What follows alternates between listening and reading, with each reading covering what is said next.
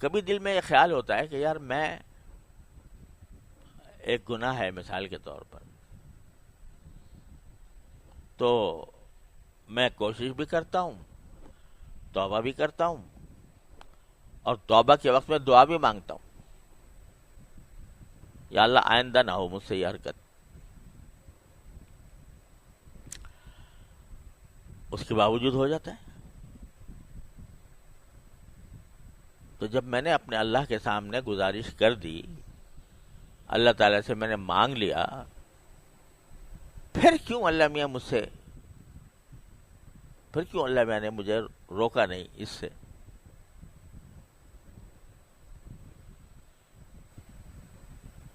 اللہ تعالیٰ کی حکمت اور مشیت تو وہی جانتے ہیں، ہم اور آپ کہاں تک اس کی حکمت اور مشیتوں کو سمجھنے کی کوشش کریں گے۔ لیکن اللہ جل جلالہ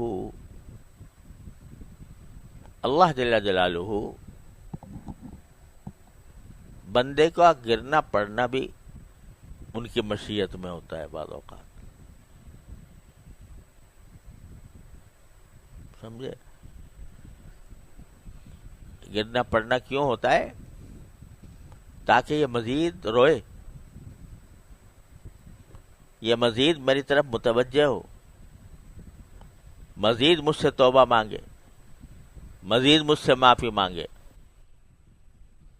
اور میں پھر اس کو اپنی ستاری کا مورد بناؤں، اپنی غفاری کا مورد بناؤں۔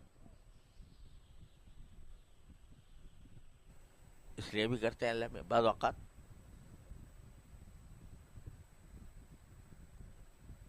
اس لیے دیکھو، ایک اللہ تعالیٰ معاف کرے، ایک چیز ہوتی ہے استدراج، اللہ تعالیٰ ہر مسلمان کو اسے محفوظ رکھے۔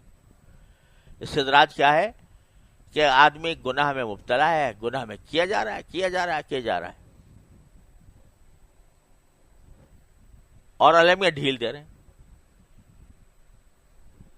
اچھا بھائی اور کر۔ تو اللہ بچائے، جو غفلت کے ساتھ ہوتا ہے یہ استدراج ہے، بڑی خطرناک چیز ہے۔ اللہ تعالیٰ ڈھیل دے رہے ہو کسی کو، اس کی علامت یہ ہے استدراج کی کہ ایسے آدمی کے دل میں فکر ہوتی ہی نہیں، اس کو نہ ندامت ہوتی ہے، نہ فکر ہوتی ہے کہ میں کیوں کر رہا ہوں، وہ تو سینہ تان کے کر رہا ہوتا ہے گناہ، اعوذ باللہ۔ وہ تو ہے بڑی خطرناک چیز۔ اور ایک وہ ہے جو گناہ تو کر رہا ہے بیچارہ، لیکن شرمندگی کے ساتھ، عاجزی، اللہ تعالیٰ کے سامنے عاجزی ظاہر کرتا ہے، روتا ہے، گڑ گڑاتا ہے، یا اللہ مجھ سے یہ ہو گیا، مجھے بچا لے اس سے، یا اللہ مجھ سے آئندہ میں اس گناہ میں مبتلا نہ ہوں۔ آج کل کے جو گناہ ہے وہ نظر کا گناہ سب سے خراب ہے، تو میں اس کی خاص طور پر، اور بھی غیبت سب پتہ نہیں کیا کیا ہم مبتلا رہتے ہیں جن گناہوں میں۔ اب ہم جیسے لوگ جن کا بہرحال کچھ نہ کچھ کسی بزرگ سے تعلق ہے، کسی کا پاس بیٹھنے کا موقع ملا ہے، کچھ دین کی تعلیم حاصل کی ہے، کچھ تعلیم دے رہے ہیں، تو ان سے یہ توقع تو مشکل ہے کہ وہ ان کو نماز چھوڑنے کا گناہ کریں گے، یا وہ معاذ اللہ شراب پی لیں گے۔ لیکن جو گناہ پھیلے ہوئے ہیں معاشرے کے اندر، اچھا خاصے پڑھے لکھے اہل علم کے اندر، نظر کا گناہ،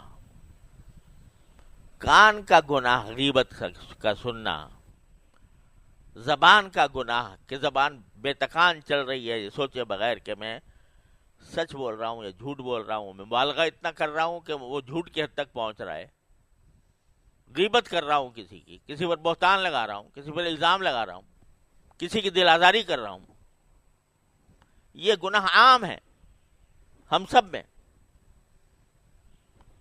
تو پہلے تو اس کا احساس ہونا چاہیے کہ گناہ ہے، اور احساس ہونے کے بعد شرمندگی ہونی چاہیے. غیبت کر لی اور شرمندگی کوئی نہیں، اللہ بچائے. جب کیے جا رہے ہیں اور کوئی شرمندگی بھی نہیں، اس سے توبہ کرنے کا دھیان بھی نہیں، تو بھئی یہ خطرناک معاملہ ہے. لیکن اگر ہو گئی، مجلس میں بیٹھے تھے، وہاں پر کوئی کلمہ غیبت کا نکل گیا، بعد میں احساس ہوا کہ یا اللہ مجھ سے غلطی ہو گئی، توبہ کر لی.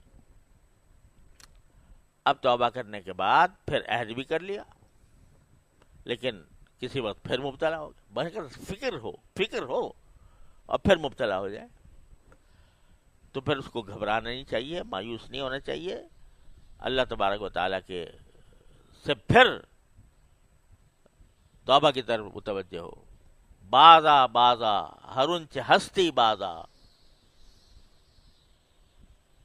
گر کافر و گبر و بت پرستی بازا، این درگہ ماں درگہ نومیدی نیست، صد بار اگر توبہ شکستی بازا.